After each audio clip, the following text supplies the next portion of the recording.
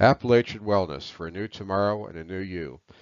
I'm Raymond Owenbrink, the owner CEO of Appalachian Wellness here in Asheville. You can follow us on social media if you like. We're going to talk about the complement system, specifically C3A and C4A, and how they're affected in SIRS.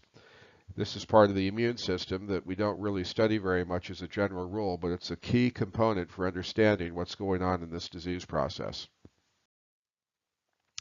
C3A tends to increase in the presence of foreign membranes. Borrelia burgdorferi is the causative agent of Lyme disease and causes a great increase of C3A, which can be used as a marker for the inciting event of a patient's development of SIRS. It's an extracellular pathogen that has the ability to hide intracellularly. It has a very slow doubling time, thus necessitating prolonged treatment with antibiotics. It can be hard sometimes to know when to stop the antibiotics in a patient who is obviously still sick and doesn't appear to be fully recovered from their tick-borne illness. The lack of recognition of this transition from acute infection to chronic inflammation due to a malfunctioning immune system in HLA genetically susceptible patients is an easily understood source of confusion. There are some references that will lead more information on this topic.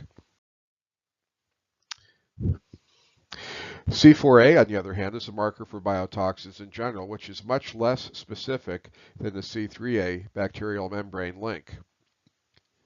C4A levels can even rise in the presence of volatile organic compounds, VOCs, which are present in water-damaged buildings. Erythropoietin can lower C4A and TGF-beta 1. It works well in SIRS mycotoxic patients, but it is risky to use. This use will be off-label and should involve documentation of informed consent in the chart. Baseline labs for this would include a TGF-beta 1 C4A D-dimer because it can cause blood clots like blood clots in the legs and the lungs, which can be lethal, and a blood count. If during treatment the hemoglobin gets to be over 16.5, it's gone too high. The FDA does not want that hemoglobin above 10 grams.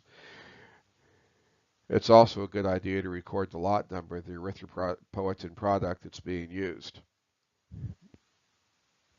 Erythropoietin dosed at 8,000 units twice per week for 5 doses or until the hemoglobin is above 10.